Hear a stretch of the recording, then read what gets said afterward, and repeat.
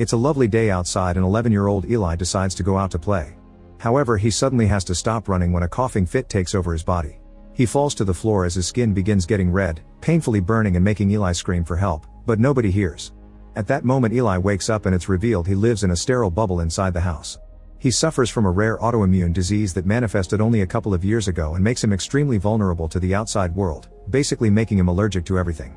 Eli is still incredibly loved by his mother Rose, who always tries to share her affection through the plastic of the bubble so Eli won't feel alone. Everything Eli uses every day must be sterilized first and put in a bag before washing. His clothes come in airtight bags, and he has to wash himself with wet wipes. If Eli needs to go outside, he wears a hazmat suit, sealing any crevices with tape. One day, Eli leaves home with Rose and his dad Paul because they've received news of a treatment that could help Eli. It's quite a long ride though, so they stay a night at a motel. The next morning while the family leaves, a group of rednecks make fun of Eli for his hazmat suit and throw a firecracker at him, making him fall. Eli immediately panics and has trouble breathing, skin quickly getting red because the suit has torn on the knee when he fell. Paul rushes to seal the hole with tape while Rose guides Eli through his breathing exercises until he calms down. Once the family is in the car, Paul makes sure to run over the rednecks' tables and chairs for revenge. Hours later, the family makes it to their destination, and Eli notices a girl named Haley sitting nearby watching them.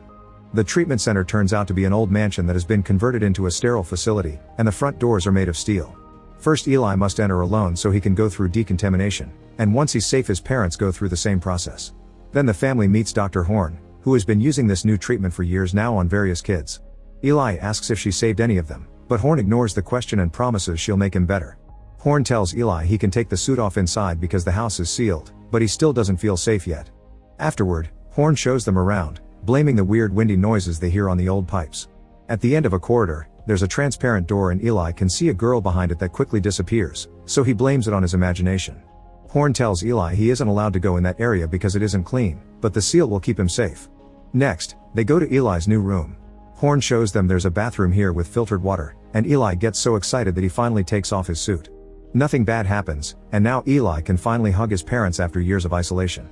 Sometime later, Eli takes a shower, crying in happiness at the fact he can do so at all. Then he goes to bed, but he can't fall asleep because of the weird noises that echo around the house. He gets up and moves to the window, where he notices a weird bug flying around and fog appearing on the glass as if someone was breathing on it. Suddenly a handprint is marked on the fog, startling Eli to the point he runs to sleep with his parents. The next morning, Eli tells Horn what he saw and the doctor explains nightmares are a side effect of his medicine. Afterward Eli is taken to an operating room to start with phase 1 of the treatment. They get his weight and a picture of his face, but when Eli wonders what that's for, the nurse tells him not to ask questions. Then Eli is tied to the table and a special contraption is used to hold his head down, which makes him nervous. Horn explains what the science behind this medicine is like, making an incision and injecting him with strange substances, but Eli is too distracted by the creepy reflection he sees on the back of a chair showing something terrifying is in the room. A very scared Eli falls unconscious, and when he wakes later, he finds himself having an allergic reaction while tied to the table, his skin burning painfully while the nurses watch without doing anything. Suddenly Eli wakes up again and realizes it was a nightmare. He had been brought directly to his room after the procedure was over. At that moment he hears another noise and discovers Haley is throwing stones at his window. Excited to make a friend his age, Eli rushes downstairs and looks for a tall glass window that he can use to talk to Haley directly. The two of them bond over their love for magic. Eli is kinda awkward with his card trick but Haley impresses him by making a flame appear on her hand. Haley also reveals she knows Eli is sick and points out that none of the previous patients ever left the house. Eli wants Haley to visit him inside, but Haley refuses, explaining she's creeped out by both the house and Horn. After Haley leaves, Eli makes his way back, only to be shocked when he sees the mysterious girl inside an abandoned room. The power light goes out and the girl suddenly appears at the end of the corridor, where she begins chasing Eli. A terrified Eli runs away and when the light comes back on, he sees the ghost shadow and thinks he's been cornered, but it's just Paul, who scolds Eli for wandering alone. Eli mentions the girl, but Paul says there's nobody else there. During dinner, Eli tells his parents about the things he saw, but neither of them believes them. Later while he's in bed, Eli is reading a book about magic tricks to understand Haley's fire trick when suddenly he hears the noises again. There's a strange shape behind his curtains that doesn't have feet, so Eli slowly and carefully comes closer to look behind them, only to find nothing. Next he breathes on the glass to fog it up and writes his name with his finger, but a strange force erases the letter E and adds it at the end to form the word lie. Truly terrified now, Eli walks away and accidentally bumps into the mirror in his wardrobe, which allows him to see the ghost girl in the reflection. The ghost little by little comes closer until she appears behind the mirror, and when Eli tries to escape, he falls and a hand grabs him by his ankles. It turns out it's his parents trying to calm him down, followed by Horn, who comes with a sedative to put Eli to sleep. Rose expresses her worries, but the doctor just tells her it's more nightmares caused by the treatment and that it needs to get worse before it gets better. The next day, Eli is put through the second phase of the treatment. Once again he's tied down and his head is held by even more gadgets now. Today's injection makes his skin rash react quite badly, and while Eli wiggles in pain, they make a hole in his skull with a drill. At that moment Eli passes out from the pain.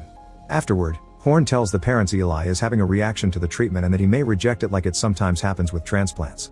Later over dinner, Eli tells his parents he feels the doctor is making him sicker and that he wants to leave the mansion.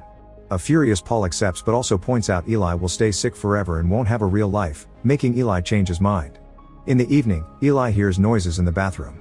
He slowly approaches the tub and notices a shadow on the curtains, but when he pushes them aside, there's nothing there. The door closes by itself and the mirror gets foggy as Eli's nose begins bleeding. Another ghost suddenly appears on the mirror and then on the tub, trying to catch Eli. The boy tries to run away, only to find the door locked, so instead he hides inside the wardrobe. The ghost then breaks the mirror and begins shaking the wardrobe, but since Eli won't come out, the ghost pushes the wardrobe to the floor before disappearing. Eli comes out and discovers the ghost wrote a word all over the wood, forming the word Eli and lie at the same time. At that moment, his parents and the doctor arrive and think Eli destroyed the wardrobe. They sit him down to ask what's wrong, but when Eli tries to explain, nobody believes him. In the evening, Eli meets with Haley again, and the girl shares the story of Perry, the previous patient before Eli. Perry had also thought the house was haunted, and she never saw him again after his treatment reached phase 3. Haley wants Eli to escape before he reaches that stage 2, but Eli refuses to leave without his parents and his suit. Suddenly the lights start flickering in the corridor and Eli goes to investigate. As soon as he steps in, he's pushed to the floor by a strange force. It's the ghosts of the 3 previous patients, who begin dragging him away. As he screams, Eli can see the ghosts' reflections on nearby surfaces, until the ghosts push him into the space between steel doors. The ghosts also open the main door, contaminating the entrance and causing Eli's body to immediately have a bad reaction. Thankfully his parents and Horn show up to rescue him, but Eli calls the doctor out for being evil and killing Perry with her treatment. Horn doesn't know what he's talking about, and as Eli tries to walk away from her, he accidentally hits the fire alarm box, wounding his hand and passing out at the sight of the blood. Later, Horn tells the parents that Eli isn't responding to the treatment and there isn't much else she can do. For now he should keep taking his medicine, so Rose volunteers to do it. Then she visits Eli to comfort him and give him hope before asking him to take the medicine. Eli does it and Rose hugs him for it, so Eli uses this distraction to realize the carving on the wardrobe isn't a word, it's a number. After Rose leaves, it's revealed Eli hid the medicine and he now spits it out. Meanwhile Horn burns down Eli's suit to prevent his escape. Later, Haley visits Eli again and hears about the ghosts. Eli also breathes on the glass and writes his name to show her it becomes the number 317, which the ghost must have left as a message. Haley believes it's a code from a door and wonders if she's a ghost too, but Eli says she isn't. In the evening, Eli is awake, thanks to having spit the pill, and sneaks out of his room to use the code on the keypad that opens the door to the forbidden corridor. After confirming Horn is sleeping in her room, Eli breaks into the lab and searches for the files of the previous patients. Meanwhile Rose and Paul are having an argument on how to proceed, and Paul confesses Horn told him Eli will die soon. Rose refuses to lose her child and announces they're leaving, but when she's about to reach the car, Horn calms her down and convinces her to stay, explaining there's still hope for a cure. Back to Eli, he checks all the files including Perry's and discovers every patient went through the same pattern during the treatment. Phase 1 was fine, Phase 2 made them sicker, and Phase 3 killed them in gruesome ways. At that moment, a nurse catches Eli red-handed, so he quickly runs away and tries to find his parents. He only finds Paul, who patiently listens to Eli's story and hugs him for comfort, but it turns out to be a trap to inject him with a sedative. The medicine doesn't work, but the nurses drag a protesting Eli to the operating room anyway. On the way there Eli sees through the window that Rose's car is on fire. Realizing it's all a trap, Eli bites a nurse and runs to the operating room to look for the files to prove his story, but the nurses already hid everything. Desperate, Eli grabs a scalpel and keeps everyone at bay before running to hide in Horn's room, where he's shocked to find an old photograph revealing that Horn and her nurses are all nuns. He also sees the weird bug again, and he follows it to discover a fake wall in the room.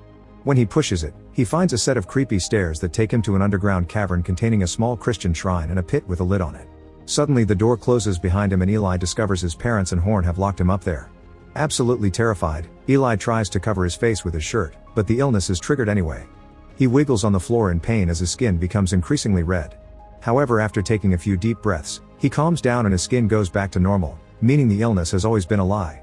Moments later, Horn is getting everything ready for Phase 3 of the treatment, and Rose decides to give Eli a last visit, only to find him falling to the floor unconscious. A worried Rose rushes inside to check on her son, but it turns out Eli had only been faking. He hits Rose and runs away into the room with the big glass windows, which he tries to break with a fire extinguisher in order to reach Haley. Sadly, the glass is unbreakable and Paul catches him with the help of the nurses, who take him back to the operating room. Meanwhile, Rose wakes up and finds a cross that has a dagger inside, so she takes it away with her. Then she checks inside the pit and is disturbed to find all the rotten bodies of the previous patients, proving Eli's story right. Rose runs to the operating room and threatens Horn with the dagger to stop phase 3 from happening, but Paul calms her down and swears he's going to help Eli. Paul takes the dagger and hands it to Horn, who weirdly says she can at least save Eli's soul. Realizing Paul betrayed her, Rose freaks out, but Paul holds her down while the ritual begins. Horn puts on a Christian scarf and begins chanting words that sound like an exorcism together with the nurses. She also splashes holy water on Eli's body, which causes his skin to go red. When Horn is about to stab him with the holy dagger, Eli suddenly gets furious and triggers telepathic powers that turn the dagger around and kill Horn instead. Then he lights the bindings on fire with just his mind and falls to the floor, showing that his skin turning red equals him going through a full demonic transformation. Hungry for revenge, Eli uses his powers to make the nurses float around him and suddenly lights them on fire too. Paul tries to surprise Eli from behind to kill him, but Eli senses him and makes his face explode.